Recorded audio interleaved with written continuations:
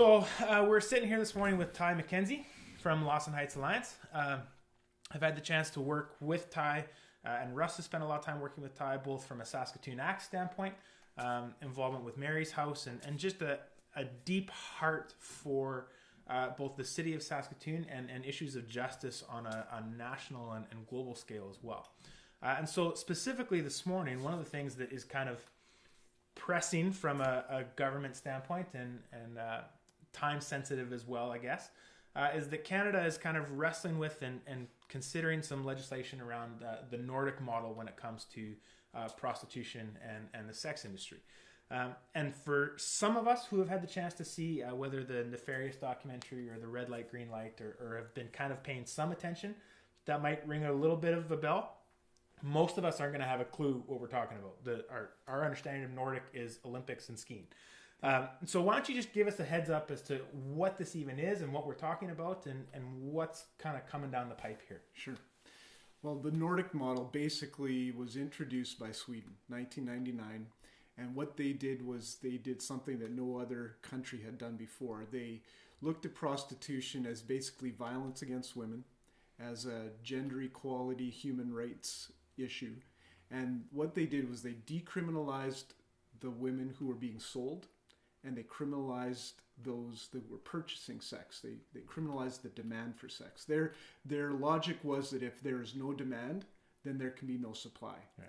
So as a result, they saw almost overnight a dramatic decrease in not only street-level prostitution, but international trafficking, as traffickers didn't see Sweden as a lucrative place to bring women to anymore. Yeah.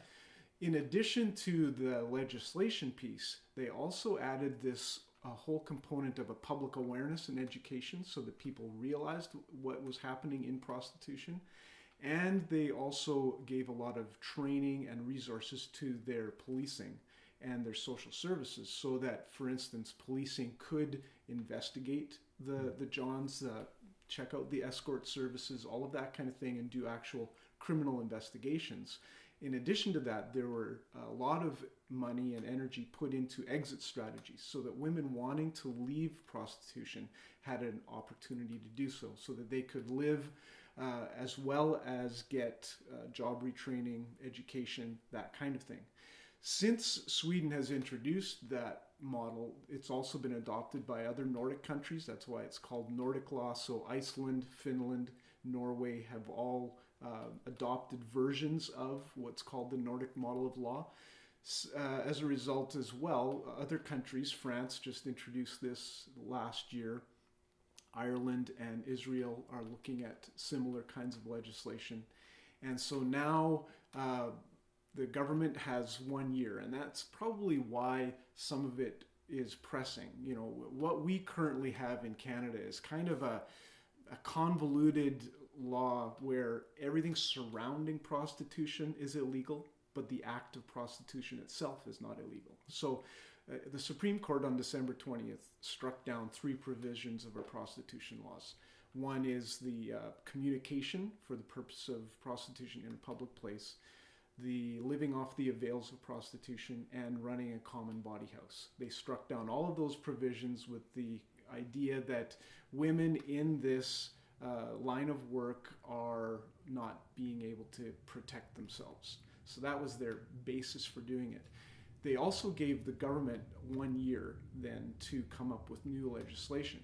And so that's why we are calling on the government to consider the Nordic model or the Swedish model of law, because there's strong evidence that it is having an impact in some of these countries.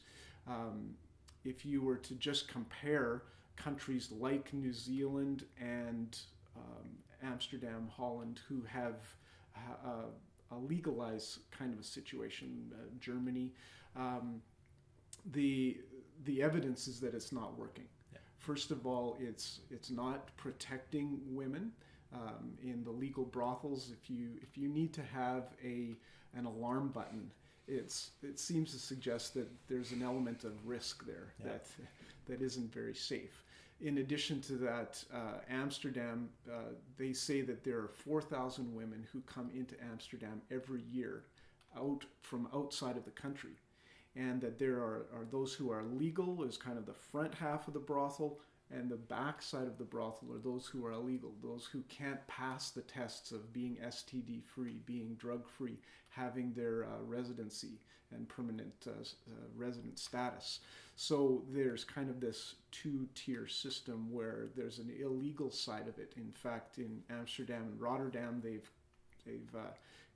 stopped entire sections of their red light district because it's become organized crime has taken over, and they've recognized that and had to put a stop to it. In a situation like New Zealand, what has been seen is that because it's a legalized opportunity, many women who are going through public education, they're in university, they see that as a viable option to be able to put themselves through school because it's a legal opportunity. In addition to that, the Aboriginal population of New Zealand are the most at risk because they are exploited, they're vulnerable, they're oppressed women who aren't able to get into a legal brothel, and therefore they are the ones who are being exploited. So when you compare those who have adopted legalization, we see that if that were to be adopted in Canada, Aboriginal women, exploited women, those who are vulnerable, those who have been an early history of sexual abuse will not pass those tests and will not be protected by a legalized brothel kind of a situation. So as a result, the government is really looking for our input, and I personally have not been involved in a lot of political activity. So I can't tell you how the government responds in a variety of issues, but I can tell you that they're very interested in hearing from us. In fact, I've spoken with all four of our MPs in our area, Maurice Vellacott, Lynn Yelich, Kelly Block, and Brad Trost, and each one have told me that they're wanting to hear from Canadians. Yeah. A personal letter from Lynn Yelich said she wrote on the letter in her own handwriting saying, we need to get the word out on this, and you need to be in consultation as well with members of the opposition to let them know what the truth is surrounding the Nordic model of law. Brad Trost has been on the books as saying, if there's anything we can do to help, let us know. In fact, he came last week to the Saskatoon Acts meeting, introduced the film that we were presenting, and has been very involved in this issue. As well, Kelly Block is introducing new legislation with anti-trafficking, which would make it illegal for the trafficking of persons over the age of 18. Currently, the laws are under 18. So there's a recognition that prostituted women, trafficked women over 18 comprise perhaps 75% of all women who are trafficked within our country. And so they need to be protected as well. So our MPs are engaged in the issue, and they're interested in wanting to hear from us. At a recent conference in Ottawa, the Ministry of Public Safety, Stephen Blaney, addressed the group frontline workers in the area of human trafficking and said, we want to hear from you. He repeated that 4 times. The government wants to hear from you. As well, the Minister of Justice, Peter MacKay, has set up on the Department of Justice website an opportunity for public consultation. So if you go to the search function of the Department of Justice website, you type in public consultation on prostitution, a page will come up and you can click a consultation button, and there's a number of questions that are asked of us and wanting our input. I'm familiar with an organization called Defend Dignity, and we do a lot of forums, a lot of advocacy work, and on our website, defenddignity.ca, there's some good resources if you need more information as to how you can answer some of the questions that are on the Ministry of Justice website. So there's a lot of things that can be done, that need to be done. We're told that the MPs, the Ministry of Justice, is literally making 2 piles. Those who say they're for legalization, those who say they are not. And they're weighing their decision based on the public input. So the time is really right now for us to get involved in all of this. Yeah. So with that, I know out in the lobby this morning, there are form letters that you can pick up that you could either just sign right there and have sent off, or you can take and kind of reshape and add your own input and sentiment into that. Julie Clark will be back there with some of that information. Also, just to familiarize yourself with the issue as a whole, and to really, instead of just having our head in the sand on this kind of thing, to stop and to take some time to read. And there's some of that material out there as well. Just strictly from a biblical perspective, you've outlined really well for us what the issue is and what the potential is with this Nordic model.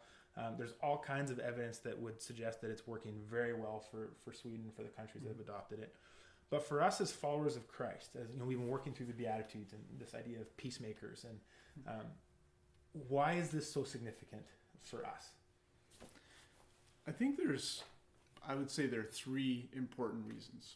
First of all, is the concept of the Good Samaritan that Jesus informs us on. Boiled down, basically, we are duty bound to care for the needs of people that we are different from, that we don't agree with.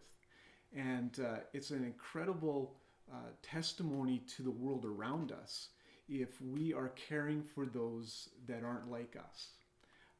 Even those who we may choose to disagree with, who have a different lifestyle for us, we're duty bound to care for the needs, go that extra mile of not just caring for their wounds, but also providing for their continued health and growth.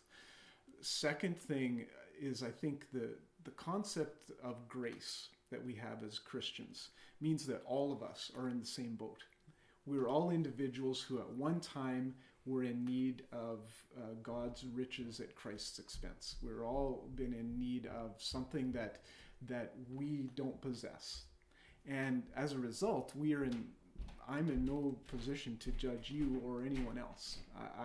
It's not my responsibility, but it's an opportunity for me to extend that same grace that's been extended to me.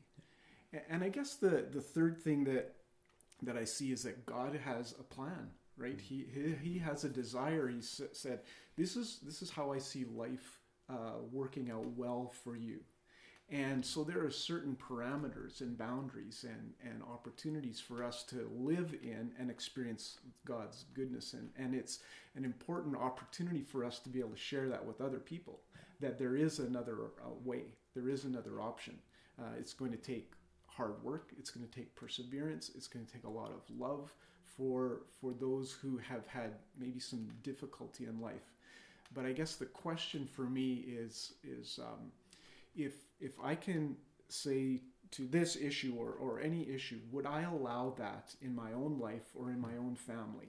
If the answer is no, then it's important for me to do something about it. Yeah. If the prostitution, trafficking, exploitation, sexual abuse, if that was happening to my mother, my wife, my sister, my daughter, would I stand for it? No, I wouldn't. I wouldn't stand for it. And God's calling me to not stand for that on behalf of the exploited, vulnerable, oppressed people that are in our city, that are all around us. And I guess that would be my challenge for myself, but for all of us, as we look at this being an opportunity to really express the heart of God to our community. Yeah, cool. Well, thank you very much. If there are people that are looking for even more information, are you able to work, like if we pass your information out, is that okay? Sure, absolutely. Cool. So we'll funnel people your direction if they're looking for more. But yeah, to be able to have an impact on our culture and our environment while being true to a spirit of grace and love at the same time. So make sure you check that out in the lobby. And thanks for being with us, Ty. Thank you.